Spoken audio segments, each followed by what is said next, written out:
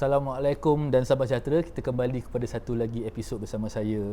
Hari ini saya nak bersambung apa yang telah dibincangkan dalam 2 episod lepas. Kita berbincang tentang latihan dan pembinaan sumber manusia. Itulah topik yang kita bincangkan. Minggu lepas saya bertemu dengan satu syarikat, satu brand yang nama ReSkills. Dan Mr Jegan di sini. Kita berbincang tentang platform yang mereka ada untuk memastikan bahawa pembelajaran ilmu dapat diakses oleh semua orang, bukan hanya di Malaysia ya, tapi di serata dunia. Jadi benda tu menarik bagi saya, kerana di zaman sekarang kita nak masuk tahun 2023 dah, ni dah hujung 22. Ilmu bukan lagi sesuatu yang dapat dipunyai oleh beberapa pihak. Jadi bukan, it's not a privilege. Ia adalah satu hak asasi. Sama macam air, elektrik dan juga sekarang ni internet.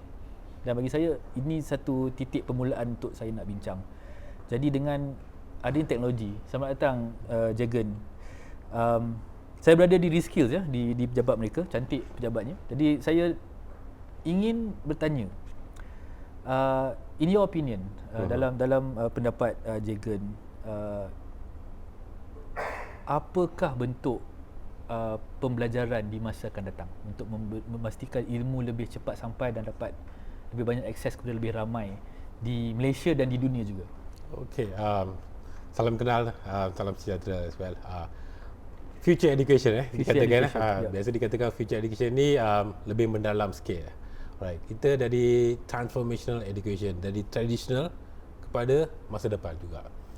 Kalau dikatakan dulu zaman kita belajar tu caranya tradisional, pergi sekolah, belajar 45 minit, tukar sesi, belajar lagi, lepas tu ada exam, duduk exam. Itu adalah masa dulu, traditional way of learning, preparation untuk computer mindset orang katakan lah.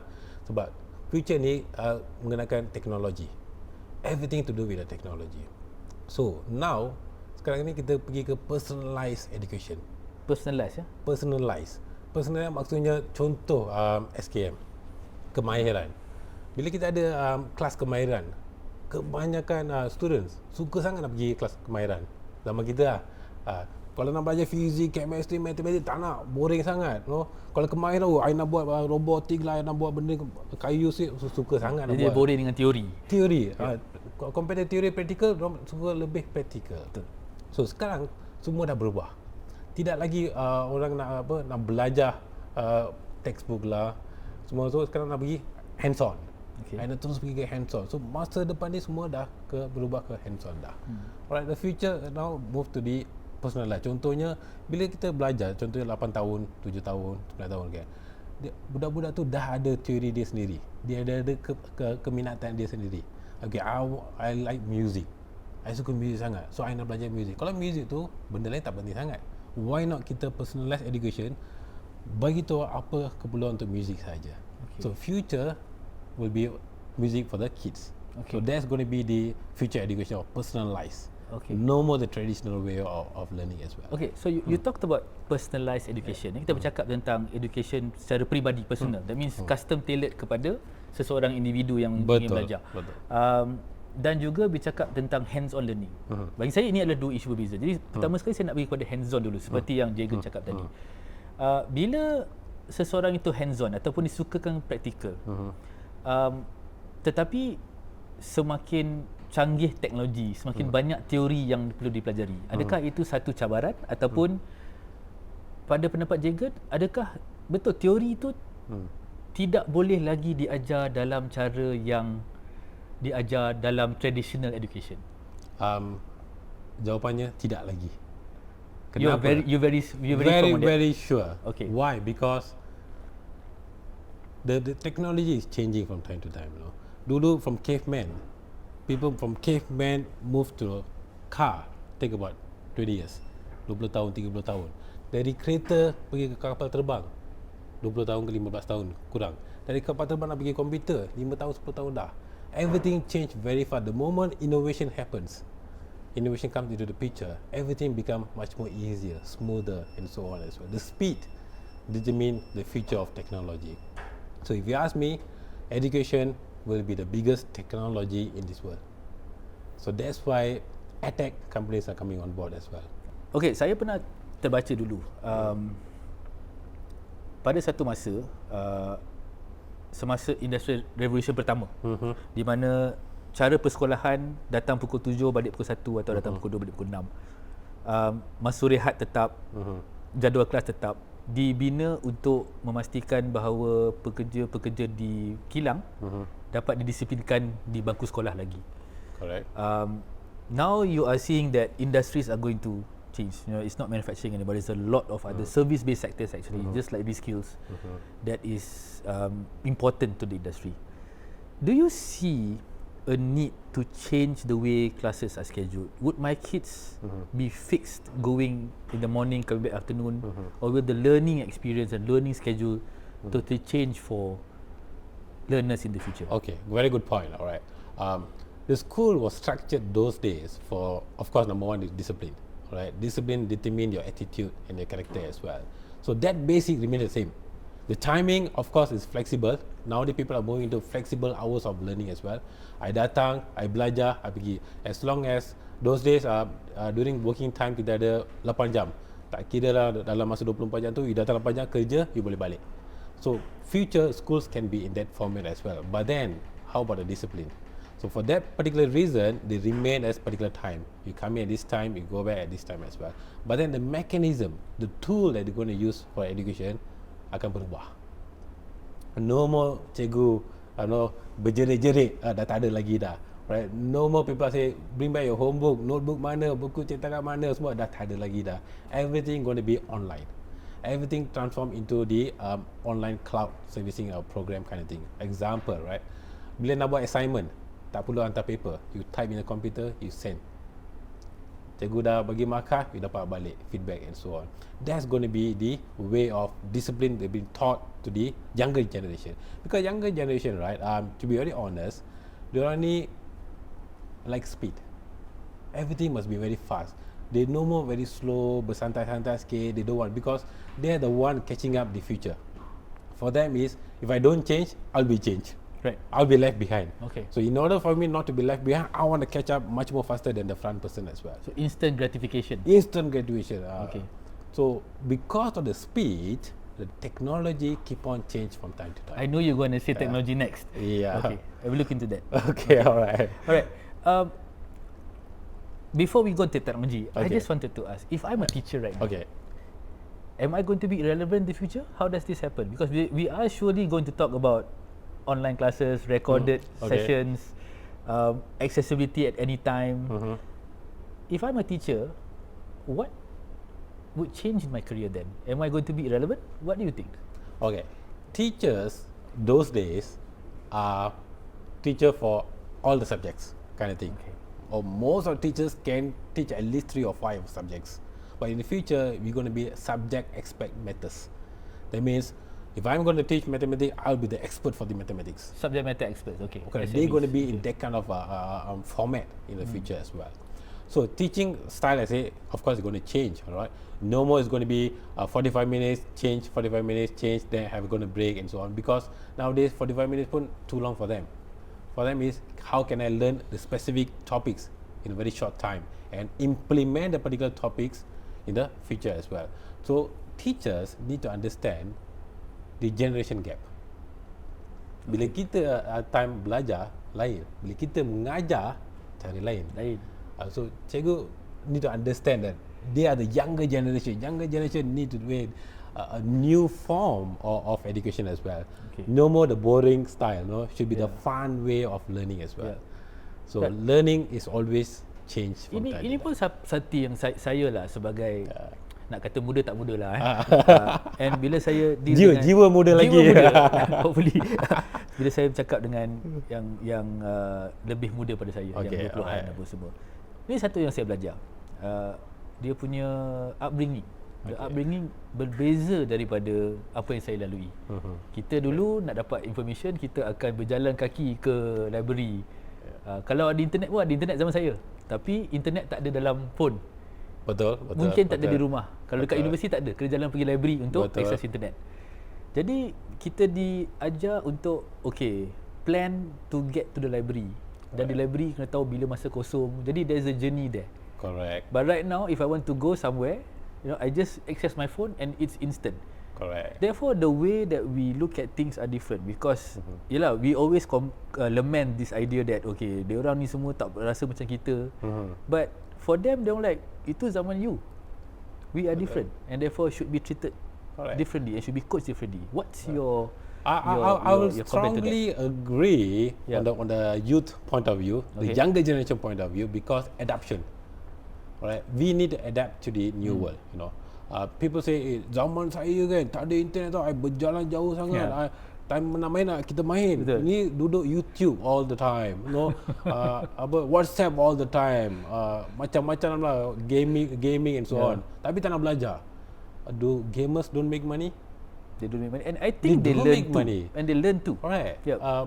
I got 3 beautiful daughters. They learn from YouTube as well. Yeah. So technology actually teaching them, but we cannot adapt to that technology because kita dari zaman dulu. Yep. So when we started to realize that she's actually picking up from the YouTube, she's actually picking up from this particular technology, is something different. It's not making them lazy. People say, ni buat lazy lah, dah malas lah anak aku ni. Bukan. They are actually becoming smarter and smarter. Yep. Alright. Why? Because nowadays, I mentioned, you kalau dah jalan 3-4 km pergi cyber cafe, buat apa? Dah telefon ada internet. I access kat internet je lah. From my comfort of my zone. That's the reason the youth prefer that manner. And we, as a I will not say senior, as the older generation people, kita kena adapt to the changes as well. Ini satu yang selepas interview ketiga, ini dengan bersama ReSkills pula kali ketiga ni, lebih banyak yang saya belajar sendiri tentang pembelajaran. Jadi sebelum ni kita berbincang tentang kaedah pembelajaran. Kaedah pembelajaran perlu berubah. Apa yang saya belajar hari ini bersama Jegan adalah kita bukan hanya perlu ubah cara kita mengajar, tapi kita kena terima bahawa cara orang muda belajar pun sudah berubah. Betul. Jadi bila dia tengok YouTube ataupun dia main, kita yang berumur sikit, saya tak cakap semua, saya cakap berumur sikit, yang berpengalaman sikit, dia rasa macam ni banyak sangat main. Tapi sebenarnya bukan bermain, belajar daripada permainan. Betul. Ada juga teori gamification yang kita boleh bincang. Jadi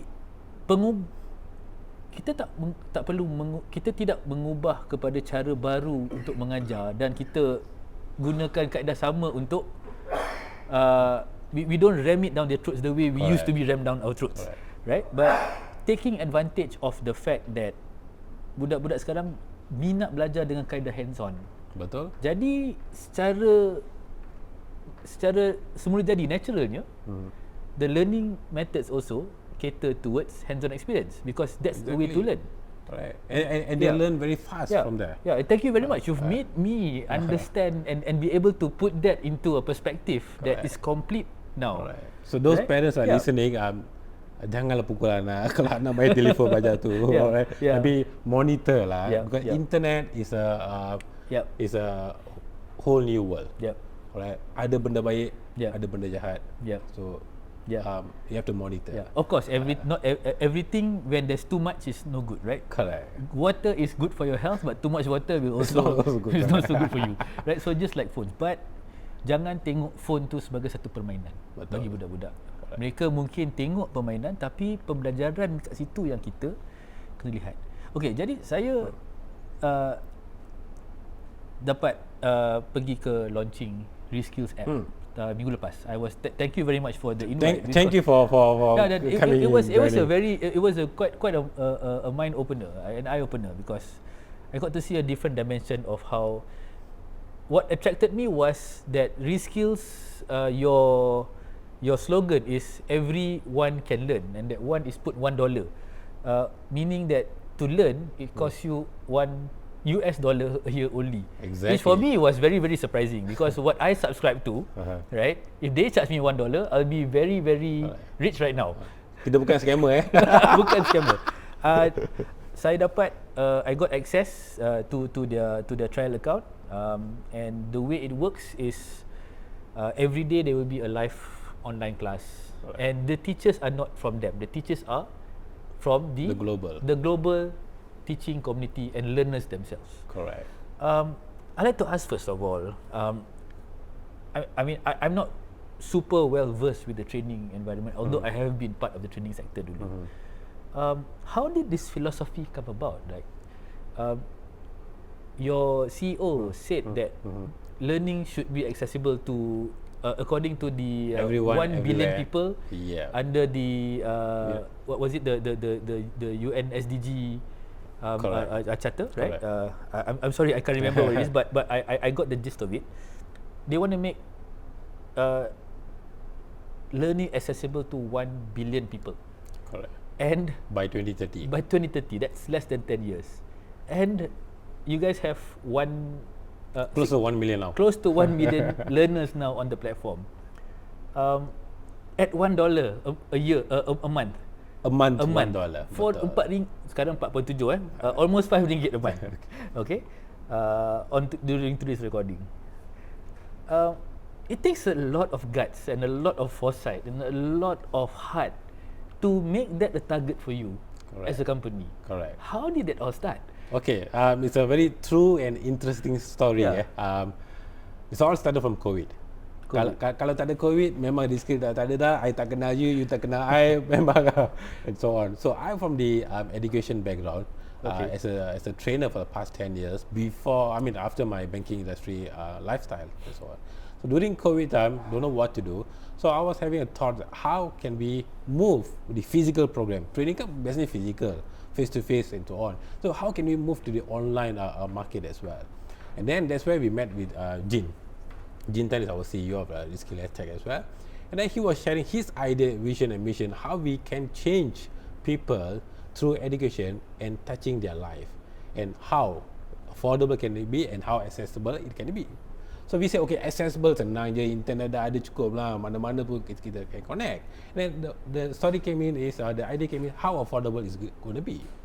So then we got the idea, the education used to be very expensive, alright? All the time education is very expensive, and it was so important, betul tak? Dari a kid born is being educated till a person die. Will be keep on learning. Learning is never ending adventure, you know. People learn, unlearn and relearn and so on. And then we saw the structure of the price decrease. Right. A diploma degree used to be 50,000, 40,000, 30,000, 20,000. There'll be a day a diploma degree going to cost you only 1,000. And then that strikes the idea as well. I say, why not we sell a $1 education? Why $1 education? Not many people can afford for education. Bukan semua orang ada duit nak belajar. Macam mana orang yang duduk kat kampung? Ada tak? Nak keluar dari rumah pun payah sikit. Right? And then say, how? But then they got internet.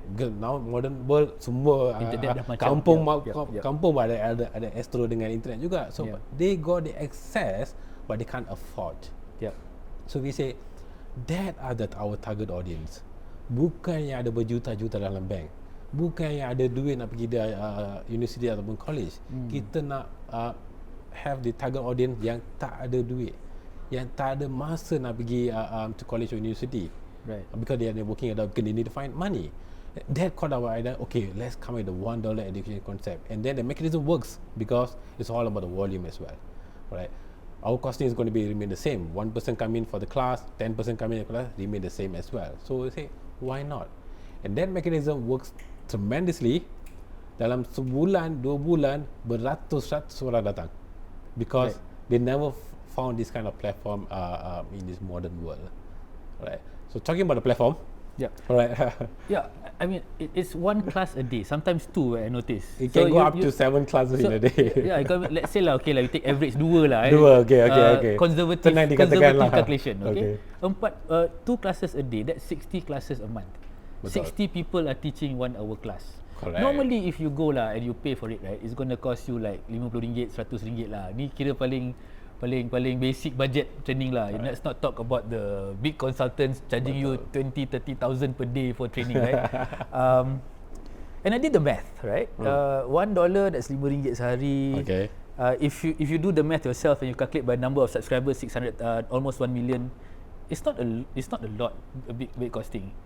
But what made the costing efficient for you? Is it the technology? Is the technology made it much more manageable? Of course, technology is another key element for our development. Technology, when I say technology, internet. Right. That makes us much more easier to get to go wherever we want, no? To Right. reach to the particular people as well. So end of the day, this is not a money making business. Oh, it's not. Our direction is not to make money. Okay. Our direction is to change the education system, Alright. to change the people mindset, Okay. to change people who want to change themselves to Okay. be a better person. That's the reason the platform was created as well. Yes, in order, we need to collect some money to maintain the platform, correct? Right. We don't want to see billions of money pouring, and there's going to be another money making platform. No, we are just creating a platform whereby a trainer, subject experts, teachers, professors comes in, who connects with the students. That connectivity transaction will take a very small bite of it, Right. to maintain the particular system or the platform itself. Right. I was told by your team that for every trainer that gets put up on your platform, you also pay them. Of course. Alright, nothing comes free in this life. Kalau trainer dia meluangkan banyak masa buat satu video, editing, canggih-manggih datang bagi free, siapa nak Okay. Token of appreciation will be paid, or name the price. You'll pay for accordingly as well. So it is not. You created a community platform of learners and teachers as well. Exactly. And they both exist on a relatively workable economic level. It's a very great ecosystem was built during the pandemic. Dalam masa pandemic tu, kebanyakan trainers or students or lecturers unable to go online sebab tak tahu how to do it online. Don't know that such platform exists. Let's say Zoom. To be honest, I only got to know about Zoom during pandemic. Right. Okay, but Zoom was there for 10 years ago as well. So during the COVID time, lot of realization came into the picture. But then, tak ada platform. Yeah. I'm a lecturer. I pernah train 50,000 orang, 100,000 students, but I tak pernah train anyone in online. How can I want to go to online? Alright. Do we have a platform? Yeah. So we provide a platform people to come in, deliver your expertise. Right. And best part is kita tak guna traditional way of static learning video. Recorded tak nak. YouTube dah ada, macam-macam platform ada kat sana. So we use the live concept. Okay. You come in, conduct live two-way communication. Ada masalah, ada soalan, tanyalah kat cikgu tu, cikgu akan reply accordingly as well. Right. So the blessing in disguise was, of course, when COVID happened, it accelerated the awareness of online learning methods. Correct. And it was easier to transition to online for a lot of people, wasn't it? And we came in at the right time, at the right mindset and direction during the COVID time. We used to run a podcast about I remember one episode that I ran was about the ability of teachers to transition online was not as easy as we all thought, right? Speaking to someone face-to-face environment isn't as straightforward as speaking to a webcam. Even though you can see the faces of your students, it's still talking to an inanimate object. Betul. Benda tak hidup. Jadi not everybody is trained to speak in front of camera. Bukan semua orang boleh cakap depan kamera, dan bukan and they are not professional. Dia bukan orang media lah, macam newscaster. Do you think there's any improvement in the quality of teaching given that there was COVID? Are people more naturally a lot of interesting things happen in ReSkills, you know. There's two type of people. One is I want to do, one is I don't want to do, right? As in teaching. Correct. One is I don't know how to do. Let's do. put it in a very nice way. I don't know how to do. The other one is I don't want to do. For example, how many times I conduct a program online, I tak nak. But that's not my forte. That's not my style of doing program. So that kind of person, put it aside. Those who say I don't know, can you teach me? Then it's a different thing. So in our platform, when the trainer or the lecturer comes in or to online, we do assessment to assess the particular trainer in terms of the quality as well. The way you project yourself, the way you stand, laptop kat mana, dia punya kamera mana, kadang-kadang laptop kat bawah, orang berdiri, nampak lubang hidung je. All that will advise to them accordingly, and then we'll mold them to be an online educator. Right. Alright, so that is our expertise in our platform. Okay. Alright, so that actually changed a lot of people from becoming a local trainer. Now they are becoming an international speaker or trainer as well. And now, since our platform has a huge number of students from Southeast Asia, Philippines, Thailand, Indonesia, India, and so on as well. Now they are actually well known in all other countries. So we create trainers. We create identity for the That's trainers. amazing. I never even saw that potential. So the benefits of using ReSkills. Number one, of course, learning is accessible. It's cheap. That's one of the most important factors. But it doesn't make training cheap. Correct. It makes it accessible. Now the trainers also have an incentive for them to prepare quality content.